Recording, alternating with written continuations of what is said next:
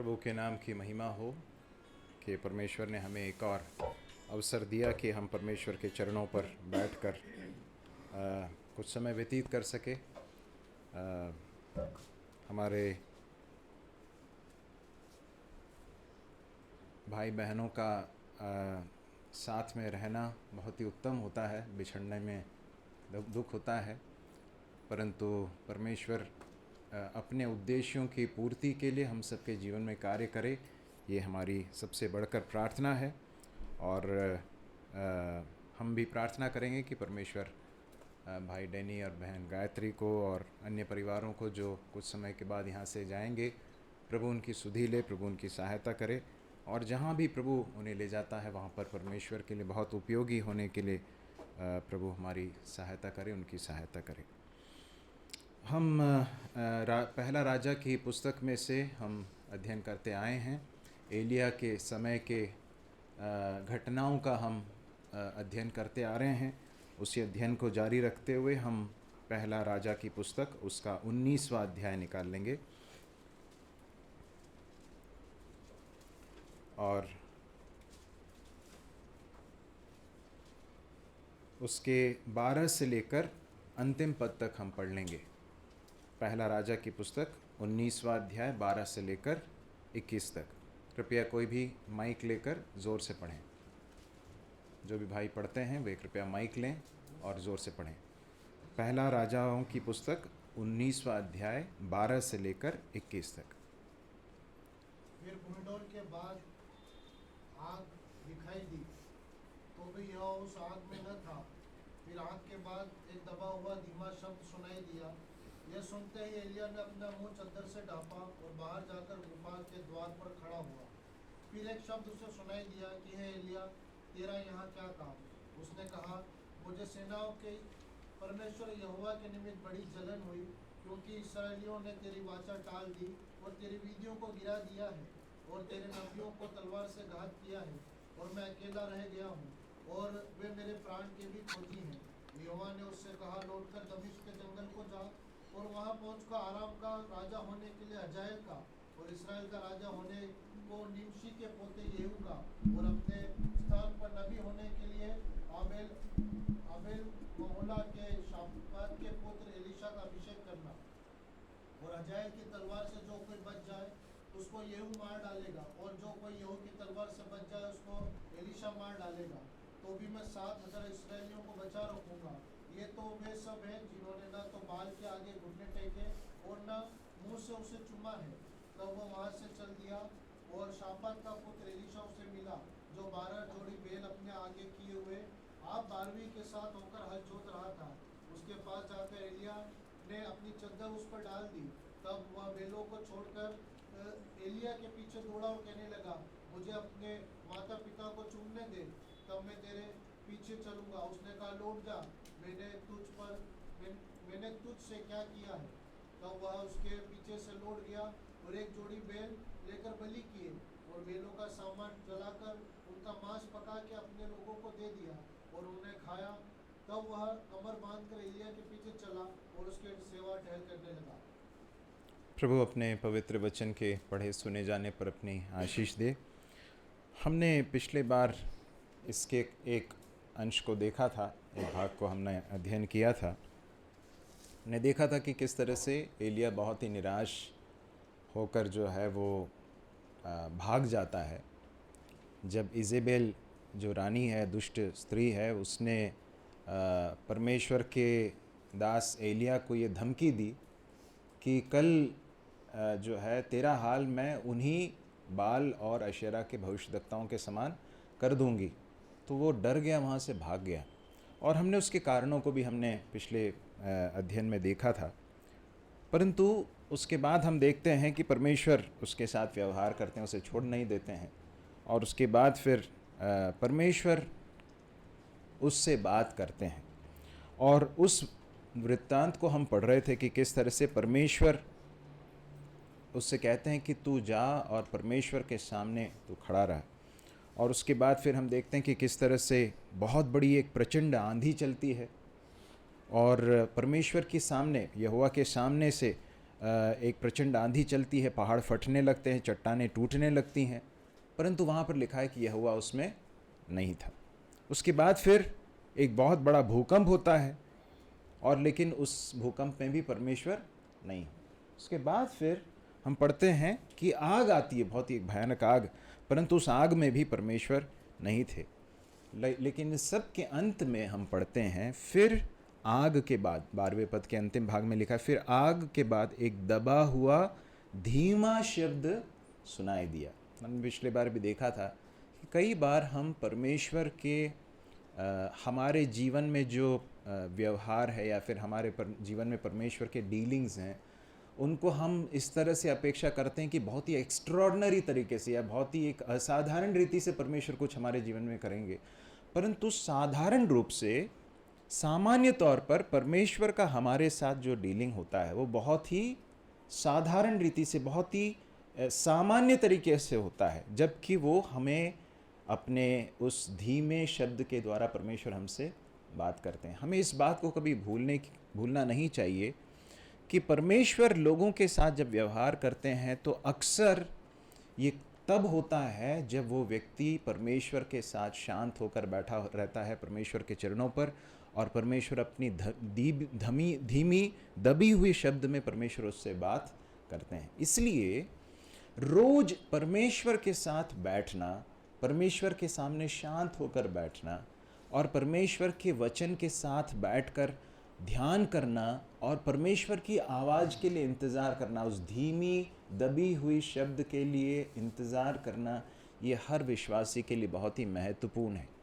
ये क्यों महत्वपूर्ण है? क्योंकि ये वो समय होता है जब परमेश्वर हमारे साथ डील करते हैं, हमारे साथ व्यवहार करते हैं। जैसे ही ये आवाज़ सुनाई दी, तुरंत एलिया ने समझ लिया कि परमेश्वर बात कर रहे हैं, और उसके बाद 13वें पद में पढ़ते, सुनते ही एलिया ने अपना मुंह चद्दर से ढांपा, बाहर जाकर गुफा के द्वार पर खड़ा हुआ, और उसके बाद उसे शब्द सुनाई देता है। शब्द क्या है? हे एलिया, तेरा यहाँ क्या काम? एलिया सही स्थान पर नहीं था, इसलिए परमेश्वर उससे ये कह रहा है। हमने इसके पहले भी अध्ययन में देखा था कि इसके पहले सारे समयों में एलिया ने जो भी कदम उठाए वो कैसे उठाए? परमेश्वर का वचन उसके पास पहुंचा, तू फलाना काम कर, तू वहाँ जा, यहाँ मत जा, वहाँ मत जा, यहाँ पर जाकर इस कार्य को कर। तो एलिया उस वचन के अनुसार किया करता था। परंतु हम देखते हैं कि जब इजेबेल की धमकी उसके पास पहुंचती तो परमेश्वर के वचन के लिए उसने इंतज़ार नहीं किया, परंतु वहाँ से भाग खड़ा हुआ।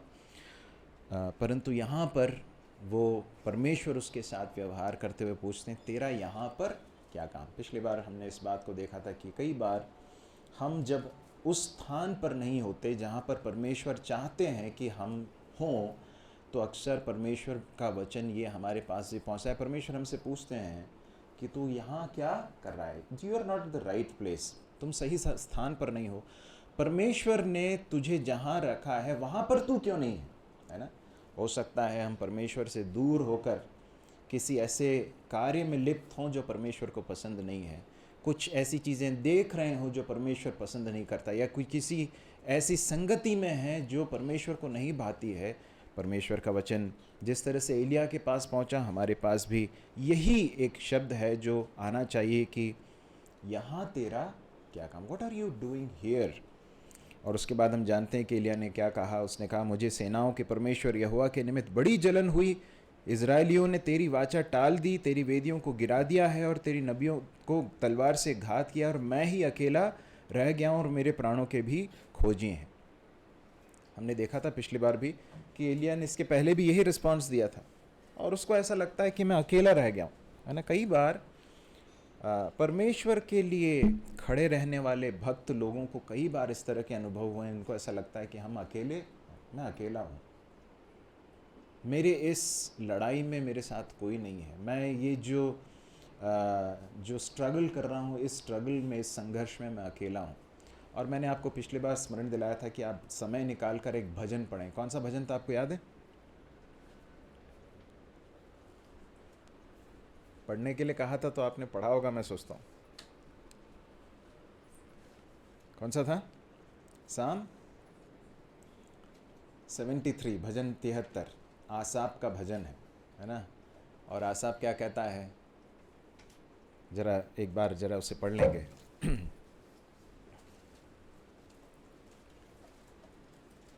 पहले कुछ पदों को पढ़ेंगे, कोई भी भाई पढ़ने में मदद करे, माइक लेकर पढ़ें। सचमुच इसराइल के लिए अर्थात शुद्ध मन वालों के लिए परमेश्वर भला है। मेरे डग तो उखड़ना चाहते थे, मेरे डग फिसलने ही पर थे, क्योंकि जब मैं दुष्टों का कुशल देखता था तब उन घमंडियों के विषय डाह करता था, क्योंकि उनकी मृत्यु में वेदनाएं नहीं होती, परंतु उनका बल अटूट रहता है। उनको दूसरे मनुष्य के नहीं कष्ट नहीं होता, और मनुष्य के समान उन पर विपत्ति नहीं पड़ती। इस कारण अहंकार उनके गले का हार बना है, उनका ओढ़ना उपद्रव है, उनकी आंखें चर्बी से झलकती है, उनके मन की भावनाएं उलटती है। वे ठट्टा मारते हैं और दुष्टता से अंधेर की बात बोलते हैं।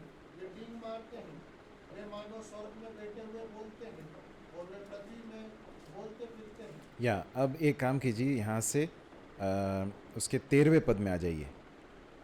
निश्चय मैंने अपने हृदय को व्यर्थ शुद्ध किया और अपने हाथों को निर्दोषता में धोया है, क्योंकि मैं दिन भर मार खाता आया हूँ और प्रति भोर की मेरी ताड़ना होती आई है। यदि मैंने कहा होता कि मैं ऐसा ही कहूँगा, तो देख मैं तेरे लड़कों की संतान के साथ क्रूरता का व्यवहार करता।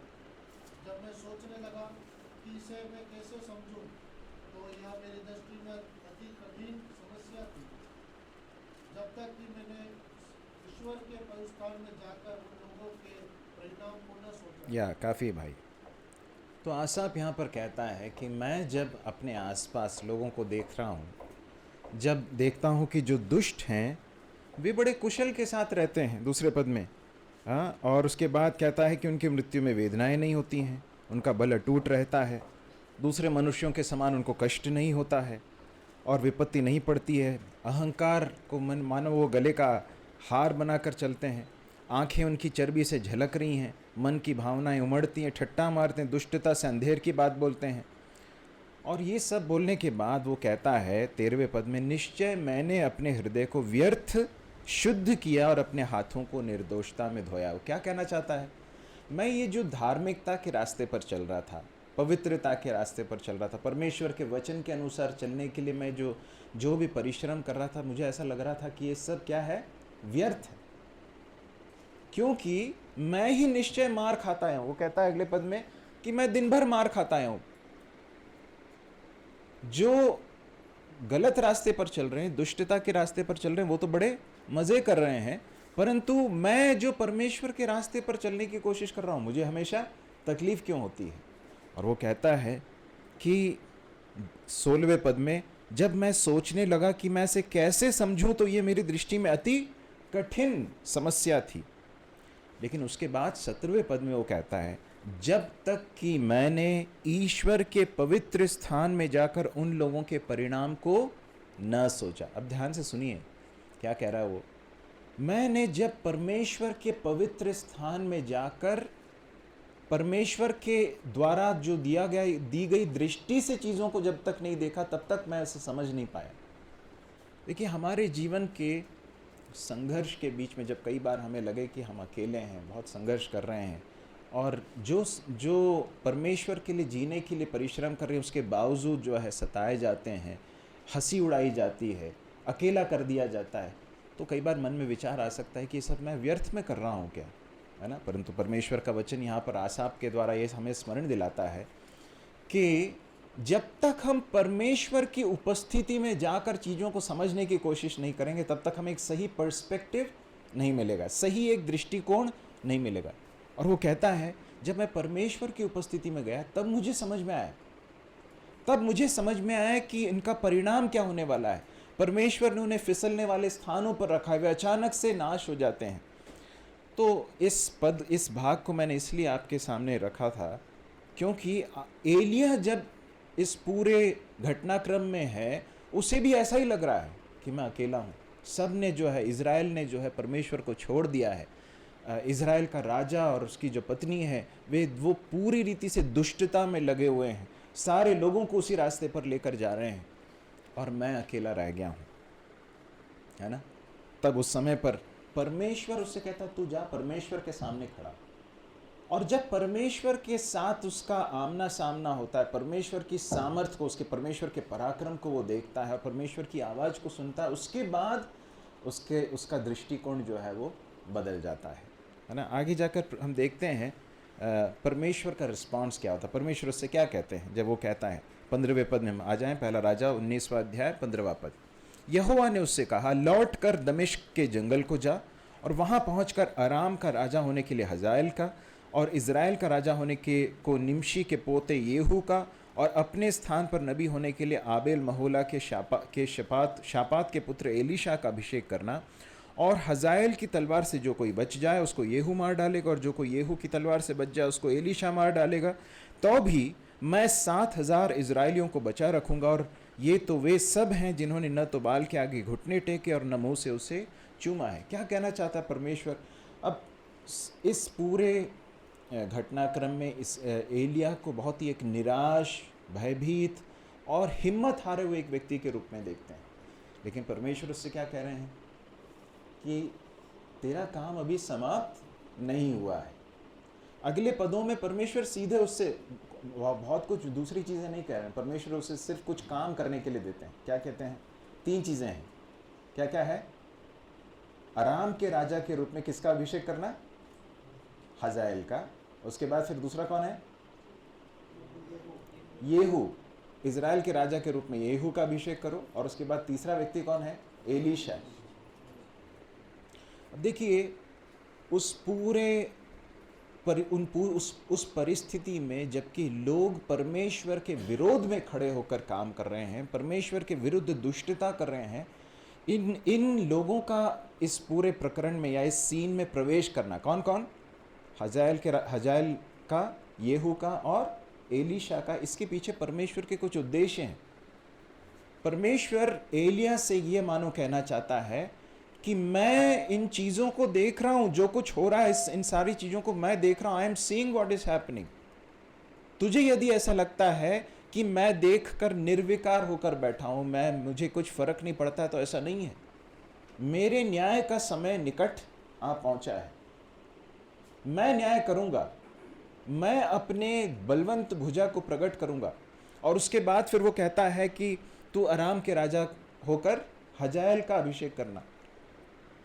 और उसके बाद फिर येहू का अभिषेक करना इजराइल के राजा के रूप में। अभी कौन है वर्तमान में? अहाब है। परंतु जब परमेश्वर कह रहा है कि येहू को का अभिषेक करना, इसका मतलब क्या है? इसका अर्थ यह है कि अब अहाब के उस शासन का क्या होने वाला है? अंत होने वाला। परमेश्वर उसके ऊपर न्याय करने वाला है। और उसके बाद फिर कहता है कि एलीशा का अभिषेक करना, या एलीशा का अभिषेक करना किस बात के लिए? जिस कार्य को तूने आरंभ किया था, जिसे तू कर रहा है, उसे आगे बढ़ाने के लिए मैंने एक व्यक्ति को चुन रखा है, और उसका नाम क्या है? एलीशा।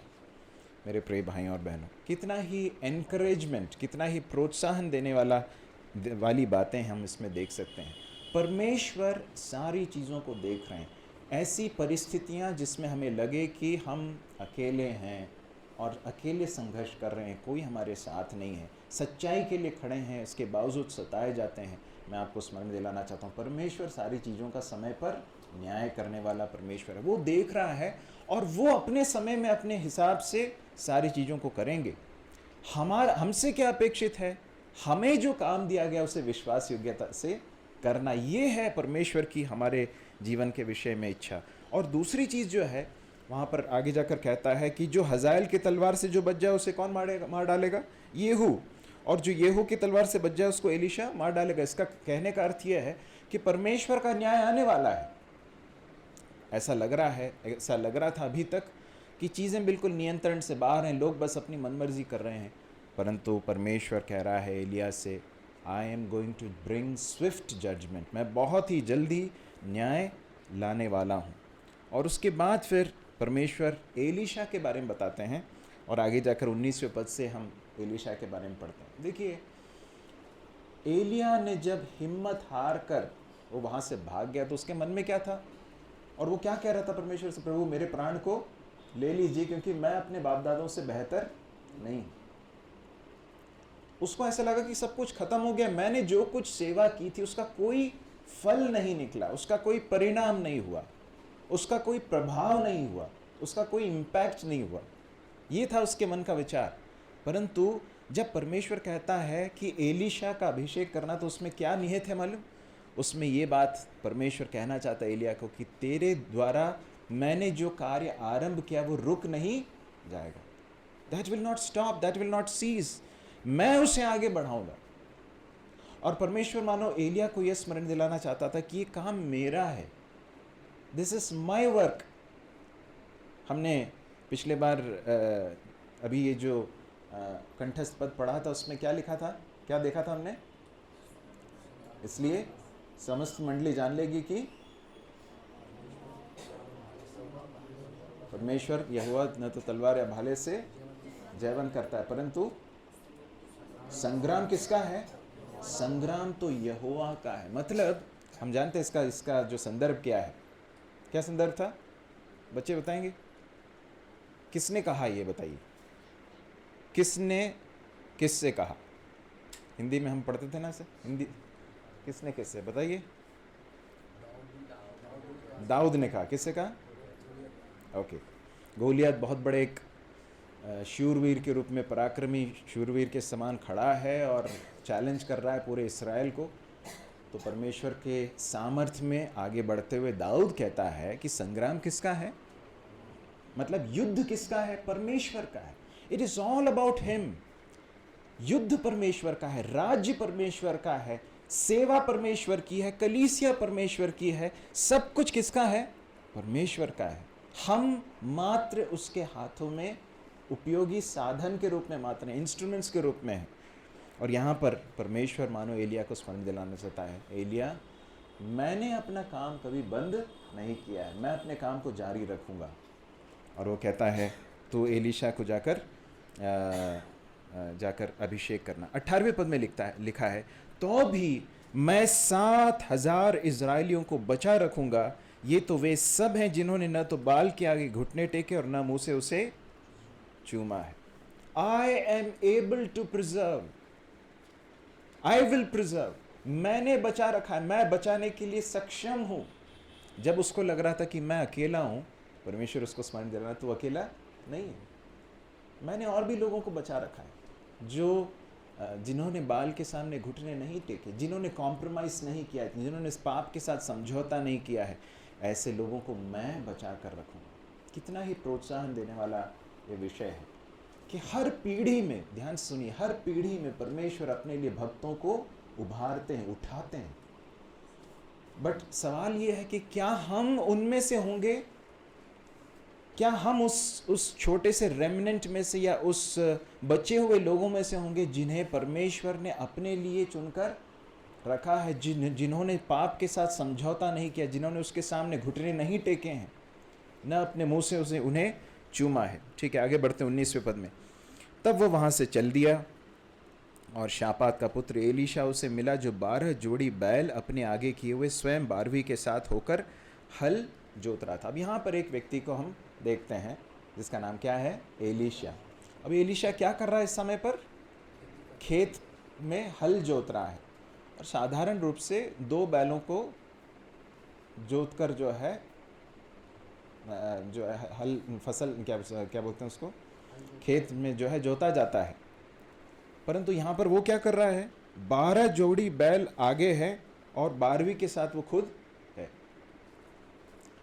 बहुत ही एक परिश्रमी एक व्यक्ति के रूप में हम एलीशा को यहाँ पर देख सकते हैं। अब एलीशा को आगे जाकर यहाँ पर क्या कर रहा है? वो अपने खेत में जोत रहा है। बहुत ही एक साधारण दिखने वाला एक कार्य कर रहा है, परंतु आगे जाकर हम एलीशा को कैसे देखते हैं? परमेश्वर के एक महान भविष्यद्वक्ता के रूप में हम आगे जाकर देख सकते हैं। परंतु जब उसके पास परमेश्वर की ये बुलाहट पहुंची, उस समय पर वो क्या कर रहा था? बहुत ही एक साधारण कार्य कर रहा था। हमने एलिया के जीवन में भी देखा था इस बात को कि एलिया हमारे ही समान दुख सुख भोगी मनुष्य था। याकूब की पत्री में हम पढ़ते हैं, बहुत ही एक साधारण व्यक्ति, तिशबी नाम के एक स्थान का एक साधारण सामान्य एक व्यक्ति, परंतु परमेश्वर ने जब उसे अपने हाथों में लिया तो एक बहुत महान उपयोगी पात्र के रूप में उसे गढ़ दिया। यहाँ पर एलीशा को भी देखते हैं एक साधारण व्यक्ति के रूप में, परंतु उसको जो कार्य दिया गया था उसमें वो क्या कर रहा था? विश्वास योग्य था और परिश्रमी था। हम प्रभु यीशु मसीह के द्वारा कुछ लोगों को शिष्य के रूप में चुनते हुए हम देख सकते हैं। उनमें से कई लोग मछुआरे थे, है ना, बहुत साधारण अनपढ़ लोग थे, बहुत दक्ष नहीं थे, बहुत पढ़े लिखे हों ऐसा कुछ नहीं था, परंतु उनके बारे में लिखा है कि वे लोग मेहनती लोग थे, है ना, ये या फिर विश्वास योग्य था, अपने काम में वो परिश्रमी लोग थे। ये एक बहुत महत्वपूर्ण बात है हमारे लिए। यदि हम चाहते हैं कि परमेश्वर हमारे जीवन को लेकर उपयोग में लाए, तो जो भी हमें दिया गया है उसे परमेश्वर के लिए विश्वास योग्यता के साथ, परिश्रम के साथ करने वाले लोगों को परमेश्वर अपनी महिमा के लिए इस्तेमाल करते हैं। यदि आप प्रेरितों के काम 6वें अध्याय में आ जाएं, वहाँ पर हम बहुत ही साधारण काम करने वाले कुछ लोगों को देखते हैं, 7 पुरुषों को, लेकिन उनमें से कुछ लोगों को आगे जाकर हम बहुत परमेश्वर के लिए काम आता हुआ देख सकते हैं। फिलिप्पुस के बारे में पढ़ते हैं और फिर स्तिफनुस के बारे में भी पढ़ते हैं। तो कोई भी व्यक्ति आप बाइबल के अंदर देख लीजिए, किसी भी व्यक्ति को जो परमेश्वर के लिए बहुत काम आए, साधारण लोग थे, बहुत ही साधारण लोग। दाऊद को देखिए, भेड़ बकरियां चरा रहा था, है ना, परंतु किस तरह से परमेश्वर ने उसे आगे जाकर उठाया। तो यहाँ पर हम उसे देखते हैं परिश्रमी एक व्यक्ति के रूप में, विश्वास योग्य व्यक्ति के रूप में। और फिर हम देखते हैं कि एलिया क्या करता है, अपनी चद्दर उस पर जाकर डाल देता है। एलिया वहाँ पर अपना अंग्रेजी में लिखा मैंटल। अब ये जो है उन दिनों में जो भविष्यवक्ता हुआ करते थे, वे जब अपने लिए एक सक्सेसर को या फिर अपने लिए एक व्यक्ति को जो आगे उस सेवा को आगे बढ़ाए, ऐसे व्यक्ति को चुनते थे, तो उसके एक प्रतीक चिन्ह के रूप में इस तरह से करते थे। तो एलिया ने जब ऐसा किया तो तुरंत एलीशा के पास एक संदेश पहुंचा, है ना, मौखिक रूप से नहीं परंतु उस कार्य के द्वारा उसे समझ में आया कि एलिया ने मुझे एक कार्य के लिए बुलाया है या फिर मुझे एक सेवा के लिए बुलाया गया है। तब 20वें पद में हम पढ़ते हैं, तब वह बैलों को छोड़कर एलिया के पीछे दौड़ा और कहने लगा, मुझे अपने माता पिता को चूमने दे, तब मैं तेरे पीछे चलूंगा।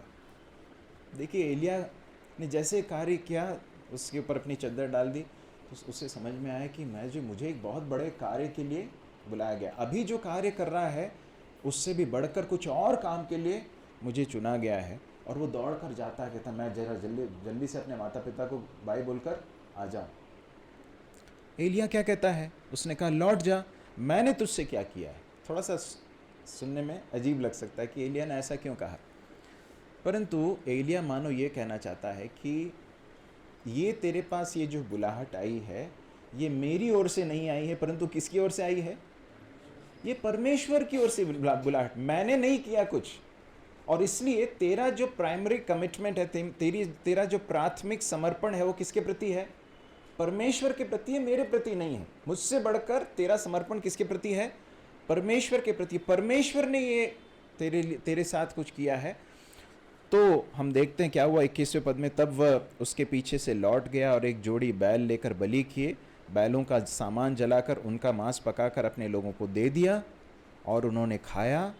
तब वह कमर बांधकर एलिया के पीछे चला और उसकी सेवा टहल करने लगा। जब एलीशा को यह समझ में आ गया कि परमेश्वर ने उसे एक बड़े कार्य के लिए बुलाया है, तो उसके समर्पण को, उसके संपूर्ण समर्पण को हम वहाँ पर देख सकते हैं कि उसने जो उसके पास साधन था आय का, उसे क्या कर दिया, उसने उसे सैक्रिफाइस किया, उसका बलिदान किया, लोगों को उसके बचे हुए भोजन, उससे जो भोजन दे दिया, और उसके बाद वो कमर बांधकर एलिया के पीछे चला और उसकी सेवा टहल करने लगा। इसके बाद के कुछ समय एलीशा के जीवन में हम एक साधारण व्यक्ति के रूप में ही देखते हैं, ऐसा कुछ नहीं कि उसके बाद असाधारण कुछ होने लगा। जब हम परमेश्वर के लिए काम आने के लिए अपने आप को देते हैं, तो जरूरी नहीं कि पहले दिन से ही बहुत एक्स्ट्राऑर्डिनरी चीजें होने लगे, है ना। होता है कैसा, नहीं होता है। वो क्या कर रहा है अभी फिलहाल, एलिया के पीछे पीछे जाता है, एलिया के साथ रहता है, उसकी सेवा टहल कर रहा है। परंतु आगे जाकर हम देखते हैं कि जो काम उसे सौंपा गया था, परमेश्वर ने उसे जो काम सौंपा, उसे जब वो विश्वास योग्यता से करने लगा, करता रहा, उसके बाद हम देखते हैं कि परमेश्वर ने उसे बहुत सामर्थ्य के साथ उपयोग में लाया।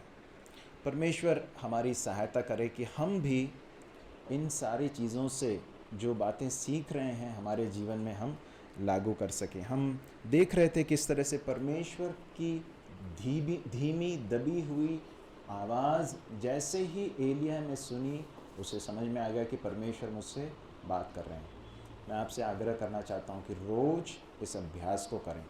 यदि आप इसमें विफल हो रहे हैं, हमारी इस मंडली में हम हमेशा इस बात को एम्फसाइज़ करते आए हैं, जोर देते आए हैं कि हर विश्वासी के जीवन में सबसे महत्वपूर्ण समय जो है वो क्या है?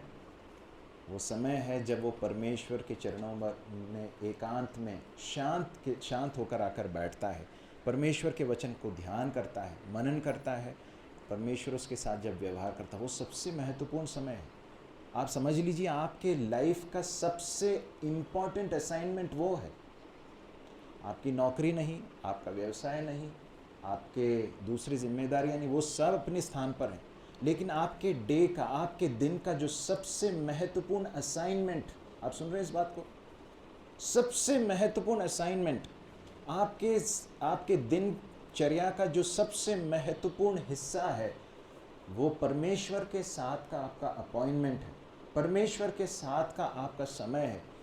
वहाँ पर यदि आप कॉम्प्रोमाइज़ कर रहे हैं, यदि वहाँ पर समझौता कर रहे हैं, तो परमेश्वर की सामर्थ्य को आप कभी भी अपने जीवन में अनुभव नहीं कर पाएंगे। वो समय है जब परमेश्वर हमारे अंदर कार्य करेगा, है ना? वो समय है जब परमेश्वर हमें अंदर से बदलेगा, हमें सामर्थ्य देगा।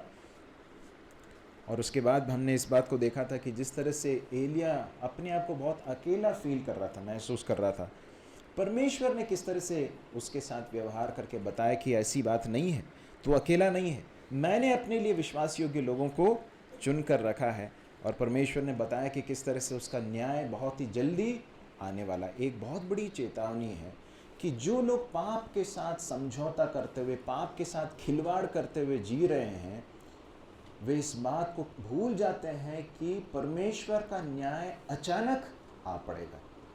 हम एक भाग में ऐसा पढ़ते हैं कि जो बार बार डांटे जाने पर भी अपने हृदय को कठोर करता है, वो क्या हो जाता है? उसके ऊपर अचानक से विपत्ति आ पड़ती है। अहाब और इजेबेल का अंत बहुत दुखद हुआ। परमेश्वर ने अहाब को अपने लोगों के ऊपर चरवाहे के रूप में नियुक्त किया था। परमेश्वर ने उसके जीवन में ये होने दिया कि वो एक राजा बना, इज़राइल का राजा बना, परंतु उसने बहुत ही दुष्टता के लिए अपने आप को दे दिया। अपनी पत्नी के कहे अनुसार वो बाल के और अशेरा के पीछे चला गया, और उसके बाद हम जानते हैं कि उसकी क्या गति हुई। हम देखते हैं कितना भयानक और दुखद अंत इन दोनों का हुआ। ये इस बात को हमें स्मरण दिलाता है कि परमेश्वर का न्याय होने में देरी अगर लगती है तो इसका मतलब ये नहीं है कि परमेश्वर न्याय नहीं करेगा। पतरस की पत्री में इस तरह से हम पढ़ते हैं, पतरस कहता है कि ऐसा नहीं है कि परमेश्वर न्याय नहीं करता है। जब देरी होती हुई दिखती है तो लोगों को लगता है कि प्रभु को कोई फर्क नहीं पड़ता, प्रभु परवाह नहीं करता, परंतु परमेश्वर का न्याय निश्चित रूप से आएगा। प्रभु हमारी सहायता करे कि हम में से कोई भी कभी भी पाप के साथ समझौता करते हुए न जिए। और उसके बाद हम इस बात को देख रहे थे किस तरह से परमेश्वर ने एलिया के उस सेवकाई को आगे बढ़ाने के लिए एलीशा को चुना। परमेश्वर का जब बुलाहट उसके प्रति आई, उसने किस तरह से रिस्पॉन्ड किया, इस बात को भी हम देख रहे थे। प्रभु इन सारी बातों के द्वारा हमारे जीवन को छुए, हमारे जीवन को बदले, और ये सब अंततः परमेश्वर के लिए काम आने के लिए हमारे जीवन में कारगर साबित हो। हम प्रार्थना करें कि प्रभु मेरे जीवन को आप अपने हाथों में लीजिए। आपके सामने मैं पूर्ण रूप से समर्पित करता हूँ। जिस तरह से एलिया और एलीशा साधारण व्यक्ति थे, बहुत ही साधारण व्यक्ति, परंतु परमेश्वर के हाथों में जब वो आ गए, परमेश्वर के लिए बहुत पावरफुल इंस्ट्रूमेंट्स बन गए। क्या आप आज परमेश्वर के हाथों में अपने आप को सौंपेंगे? प्रभु से कहेंगे, प्रभु मैं जैसा भी हूँ, जैसी भी हूँ, प्रभु आपके हाथों में अपने आप को समर्पित करता हूँ, करती हूँ। मुझे आप लें। मैं आपके प्रभुता से कोई भी क्षेत्र नहीं अछूता रखना चाहता। सारी चीज़ों को आपके पास लाता हूँ। यदि कोई पाप है तो उसे परमेश्वर के सामने अंगीकार करें। यदि कोई क्षेत्र जहाँ पर समझौता कर रहे हैं, प्रभु के सामने अंगीकार करें, पूर्ण रूप से समर्पण करें। परमेश्वर हमारे जीवन को अपनी महिमा के लिए इस्तेमाल करेगा। प्रभु हमारी सहायता करे। कोई भी भाई प्रार्थना करके समाप्त करेंगे।